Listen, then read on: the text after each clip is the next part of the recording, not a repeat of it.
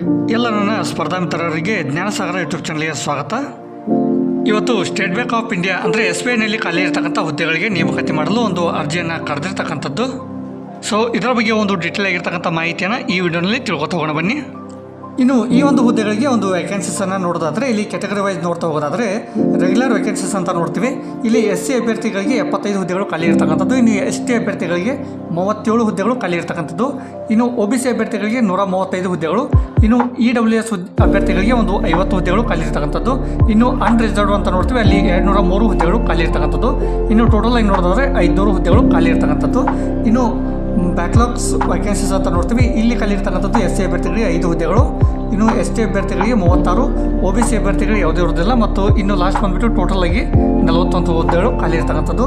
ಇನ್ನು ಟೋಟಲ್ ಆಗಿ ವೇಕೆನ್ಸೀಸನ್ನು ನೋಡೋದಾದರೆ ಇಲ್ಲಿ ಟೋಟಲ್ ಆಗಿ SC ಅಭ್ಯರ್ಥಿಗಳಿಗೆ 80 ಹುದ್ದೆಗಳು ಖಾಲಿ ಇರ್ತಕ್ಕಂಥದ್ದು.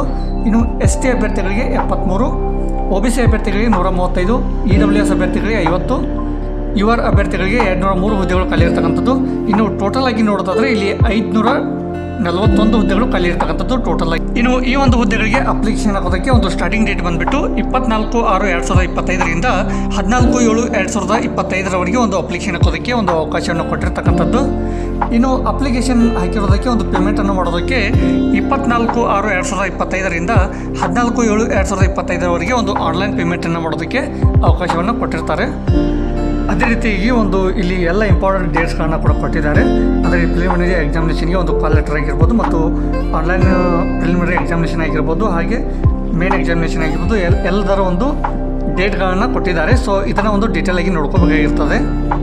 ಇದರ ಒಂದು PDF ಲಿಂಕನ್ನು ವಿಡಿಯೋನ ಕೆಳಗಡೆ ಡಿಸ್ಕ್ರಿಪ್ಷನ್ ಬಾಕ್ಸಲ್ಲಿ ಕೊಟ್ಟಿರ್ತೀನಿ. ಸೊ ಅಲ್ಲಿ ಹೋಗಿ ಡೌನ್ಲೋಡ್ ಮಾಡ್ಕೊಂಬಿಟ್ಟು ಒಂದು ಸಲ ಕರೆಕ್ಟಾಗಿ ನೋಡ್ಕೊಳ್ಳಿ.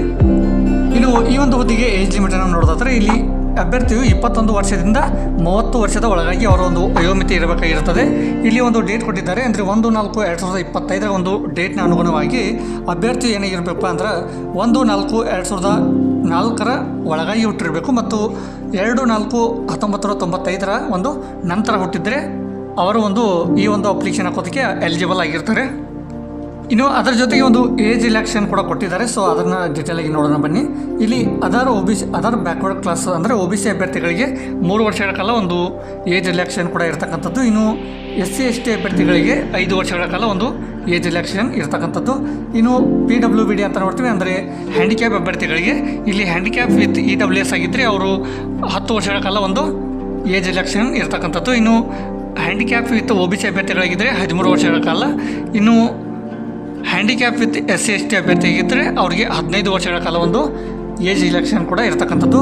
ಇನ್ನು ಎಕ್ಸ್ ಸರ್ವಿಸ್ ಮ್ಯಾನ್ ಅಭ್ಯರ್ಥಿಗಳಿಗೆ ಒಂದು 5 ವರ್ಷಗಳ ಕಾಲ ಏಜ್ ರಿಲ್ಯಾಕ್ಸೇಷನ್ ಇರತಕ್ಕಂಥದ್ದು. ಅಭ್ಯರ್ಥಿಯ ಒಂದು ಅಕಾಡೆಮಿಕ್ ಕ್ವಾಲಿಫಿಕೇಷನ್ ನೋಡೋದಾದರೆ ಇಲ್ಲಿ ಯಾವುದೇ ಒಂದು ರೆಕಗ್ನೈಸ್ಡ್ ಒಂದು ಯೂನಿವರ್ಸಿಟಿಯಿಂದ ಒಂದು ಪದವಿಯನ್ನು ಪಡೆದಿರಬೇಕು, ಅಂದರೆ ಗ್ರ್ಯಾಜುಯೇಷನನ್ನು ಮುಗಿಸಿರ್ಬೇಕಾಗಿರ್ತದೆ. ಇನ್ನು ಈ ಒಂದು ಹುದ್ದೆಗೆ ಸೆಲೆಕ್ಷನ್ ಪ್ರೊಸೆಸನ್ನು ನೋಡೋದಾದರೆ ಇಲ್ಲಿ 3 ಪೇಜಸಲ್ಲಿ ಒಂದು ಸೆಲೆಕ್ಷನನ್ನು ಮಾಡ್ತಕ್ಕಂಥದ್ದು. ಇಲ್ಲಿ ಮೊದಲನೇದಾಗಿ ಪೇಜ್ 1 ಅಂತ ನೋಡ್ತೀವಿ. ಇಲ್ಲಿ ಪ್ರಿಲಿಮಿನರಿ ಎಕ್ಸಾಮಿನೇಷನನ್ನು ನೋಡೋದಾದರೆ ಇದು 100 ಕ್ವಶನ್ಗಳ ಒಂದು 100 ಮಾರ್ಕ್ಸ್ಗಳ ಒಂದು ಕ್ವಶನ್ ಪೇಪರ್ ಆಗಿರ್ತಕ್ಕಂಥದ್ದು. ಇಲ್ಲಿರ್ತಕ್ಕಂಥ ಒಂದು ಸಿಲೆಬಸ್ ನೋಡೋದಾದರೆ ಇಲ್ಲಿ ಇಂಗ್ಲೀಷ್ ಲ್ಯಾಂಗ್ವೇಜ್ಗೆ 40 ಕ್ವಶನ್ಗಳನ್ನ ಕೇಳ್ತಕ್ಕಂಥದ್ದು. ಅದು 20 ನಿಮಿಷಗಳಿಗೆ ಒಂದು ಡ್ಯೂರೇಷನನ್ನು ಕೊಟ್ಟಿದ್ದಾರೆ. ಇನ್ನು ಕ್ವಾಂಟಿಟೇಟಿವ್ ಆ್ಯಪ್ಟಿಟ್ಯೂಡ್ ಅಂತ ನೋಡ್ತೀವಿ, ಇಲ್ಲಿ ಕೂಡ 30 ಕ್ವಶನ್ಗಳನ್ನ ಕೇಳ್ತಕ್ಕಂಥದ್ದು. ಇದಕ್ಕೆ 20 ನಿಮಿಷಗಳ ಕಾಲ ಒಂದು ಡ್ಯೂರೇಷನನ್ನು ಕೊಟ್ಟಿರ್ತಕ್ಕಂಥದ್ದು. ಇನ್ನು ರೀಸನಿಂಗ್ ಎಬಿಲಿಟಿ ಅಂತ ನೋಡ್ತೀವಿ, ಇಲ್ಲಿ ಕೂಡ ಒಂದು 30 ಕ್ವಶನ್ಗಳು ಇರ್ತಕ್ಕಂಥದ್ದು. ಇದಕ್ಕೂ ಕೂಡ 20 ನಿಮಿಷ ಒಂದು ಟೈಮಿಂಗ್ ಇರ್ತಕ್ಕಂಥದ್ದು. ಇಲ್ಲಿ ಟೋಟಲ್ ಆಗಿರ್ತಕ್ಕಂಥ ಕ್ವಶನ್ಸನ್ನು ನೋಡೋದಾದರೆ ಇಲ್ಲಿ 100 ಕ್ವಶನ್ಗಳು ಇರ್ತಕ್ಕಂಥದ್ದು. ಟೋಟಲ್ ಮಾರ್ಕ್ಸ್ ಬಂದುಬಿಟ್ಟು 100 ಮಾರ್ಕ್ಸ್ ಆಗಿರ್ತಕ್ಕಂಥದ್ದು. ಇದಕ್ಕೆ ಒಂದು ಟೋಟಲ್ ಆಗಿ ಟೈಮ್ ಡ್ಯೂರೇಷನ್ ಬಂದುಬಿಟ್ಟು 1 ಅವರ್ ಟೈಮ್ ಇರ್ತಕ್ಕಂಥದ್ದು. ಇನ್ನು ಪೇಜ್ 2 ಅಂತ ನೋಡ್ತೀವಿ, ಇಲ್ಲಿ ಮೇನ್ ಎಕ್ಸಾಮಿನೇಷನ್ ಅಂತ ನೋಡ್ತೀವಿ. ಇದು ಕೂಡ 201 ಮಾರ್ಕ್ಸ್ಗಳಿಗೆ ಒಂದು ಎಕ್ಸಾಮಿನೇಷನ್ ಆಗಿರ್ತಕ್ಕಂಥದ್ದು. ಇಲ್ಲಿ 2 ರೀತಿಯಾಗಿರ್ತಕ್ಕಂಥ ಟೆಸ್ಟ್ಗಳಿರ್ತವೆ. ಒಂದು ಆಬ್ಜೆಕ್ಟಿವ್ ಟೆಸ್ಟ್ ಅಂತ ನೋಡ್ತೀವಿ, ಇನ್ನೊಂದು ಡಿಸ್ಕ್ರಿಪ್ಟಿವ್ ಟೆಸ್ಟ್ ಅಂತ ನೋಡ್ತೀವಿ. ಇಲ್ಲಿ ಆಬ್ಜೆಕ್ಟಿವ್ ಟೆಸ್ಟ್ ಬಗ್ಗೆ ನೋಡೋದಾದರೆ ಇಲ್ಲಿ ಮೊದಲನೇದಾಗಿ ರೀಸನಿಂಗ್ ಆ್ಯಂಡ್ ಕಂಪ್ಯೂಟರ್ ಆ್ಯಪ್ಟಿಟ್ಯೂಡ್ ಅಂತ ನೋಡ್ತೀವಿ. ಇಲ್ಲಿ ಕ್ವಶನ್ಸ್ ನೋಡೋದಾದರೆ ಇಲ್ಲಿ 40 ಕ್ವಶನ್ಗಳು ಇರ್ತಕ್ಕಂಥದ್ದು. ಇದು 60 ಮಾರ್ಕ್ಸ್ಗೆ ಇರ್ತಕ್ಕಂಥದ್ದು. ಇದರ ಒಂದು ಟೋಟಲ್ ಡ್ಯೂರೇಷನ್ ಬಂದುಬಿಟ್ಟು 50 ನಿಮಿಷ ಆಗಿರ್ತಕ್ಕಂಥದ್ದು. ಇನ್ನು ಡಾಟಾ ಅನಾಲಿಸಿಸ್ ಮತ್ತು ಇಂಟರ್ಪ್ರಿಟೇಷನ್ ಅಂತ ನೋಡ್ತೀವಿ, ಇಲ್ಲಿ ಕೂಡ 30 ಕ್ವಶನ್ಗಳನ್ನ ಕೇಳ್ತಕ್ಕಂಥದ್ದು. ಇದು 60 ಮಾರ್ಕ್ಸ್ಗೆ ಇರ್ತಕ್ಕಂಥದ್ದು. ಇದಕ್ಕೆ ಕೂಡ ಒಂದು 45 ನಿಮಿಷ ಟೈಮ್ ಡ್ಯೂರೇಷನ್ ಇರ್ತಕ್ಕಂಥದ್ದು. ಇನ್ನು ಜನರಲ್ ಅವೇರ್ನೆಸ್ ಬಂದುಬಿಟ್ಟು ಆಮೇಲೆ ಎಕನಾಮಿಕ್ ಆಗಿರ್ಬೋದು ಮತ್ತು ಬ್ಯಾಂಕಿಂಗ್ ನಾಲೆಜ್ ಬಗ್ಗೆ ನೋಡೋದಾದರೆ ಇಲ್ಲಿ 60 ಕ್ವಶನ್ಗಳು ಇರ್ತಕ್ಕಂಥದ್ದು. ಅದರ ಜೊತೆಗೆ 60 ಮಾರ್ಕ್ಸ್ ಇರ್ತಕ್ಕಂಥದ್ದು. ಇನ್ನು ಇದಕ್ಕೆ ಟೈಮ್ ಡ್ಯೂರೇಷನ್ ಬಂದುಬಿಟ್ಟು 45 ನಿಮಿಷ ಆಗಿರ್ತಕ್ಕಂಥದ್ದು. ಇನ್ನು ಇಂಗ್ಲೀಷ್ ಲ್ಯಾಂಗ್ವೇಜಿಗೆ ಒಂದು 40 ಕ್ವಶನ್ಗಳು ಇರ್ತಕ್ಕಂಥದ್ದು, 20 ಮ್ಯಾಕ್ಸಿಮಮ್ ಮಾರ್ಕ್ಸ್ ಇರ್ತಕ್ಕಂಥದ್ದು. ಇದಕ್ಕೆ ಒಂದು ಟೈಮ್ ಡ್ಯೂರೇಷನ್ ಬಂದುಬಿಟ್ಟು 40 ನಿಮಿಷ ಆಗಿರ್ತಕ್ಕಂಥದ್ದು. ಇನ್ನು ಟೋಟಲ್ ಆಗಿ ಕ್ವಶನ್ಗಳನ್ನು ನೋಡೋದಾದರೆ ಇಲ್ಲಿ 120 ಕ್ವಶನ್ಗಳು ಇರ್ತಕ್ಕಂಥದ್ದು. ಇದಕ್ಕೆ ಟೋಟಲ್ ಮಾರ್ಕ್ಸ್ ಬಂದುಬಿಟ್ಟು 200 ಮಾರ್ಕ್ಸ್ಗಳು. ಇನ್ನು ಟೋಟಲ್ ಡ್ಯೂರೇಷನ್ ಬಂದುಬಿಟ್ಟು 3 ಅವರ್ಸ್ ಆಗಿರ್ತಕ್ಕಂಥದ್ದು, ಅಂದರೆ 3 ಗಂಟೆ ಆಗಿರ್ತಕ್ಕಂಥದ್ದು. ಇನ್ನು ಅದರ ಜೊತೆಗೆ ಡಿಸ್ಕ್ರಿಪ್ಟಿವ್ ಪೇಪರ್ ಅಂತ ನೋಡ್ತೀವಿ. ಇಲ್ಲಿ ಕೂಡ ಕಮ್ಯುನಿಕೇಷನ್ ಸ್ಕಿಲ್ ಆಗಿರ್ಬೋದು, MLs ಆಗಿರ್ಬೋದು, ರಿಪೋರ್ಟ್ ಆಗಿರ್ಬೋದು, ಇನ್ನು ಸಿಚುವೇಶನ್ ಅನಲೈಸಿಸ್ ಆಗಿರ್ಬೋದು ಮತ್ತು ಪ್ರಿಸೈಸ್ ರೈಟಿಂಗ್ ಆಗಿರ್ಬೋದು. ಇದಕ್ಕೆ ಒಂದು ಟೋಟಲ್ ಕ್ವಶನ್ಗಳನ್ನ ಕೇಳೋದಾದರೆ ಇಲ್ಲಿ 3 ಕ್ವಶನ್ಗಳನ್ನ ಕೇಳ್ತಕ್ಕಂಥದ್ದು. ಇಲ್ಲಿ ಟೋಟಲ್ ಮಾರ್ಕ್ಸ್ ಬಂದುಬಿಟ್ಟು 50 ಮಾರ್ಕ್ಸ್ ಆಗಿರ್ತಕ್ಕಂಥದ್ದು.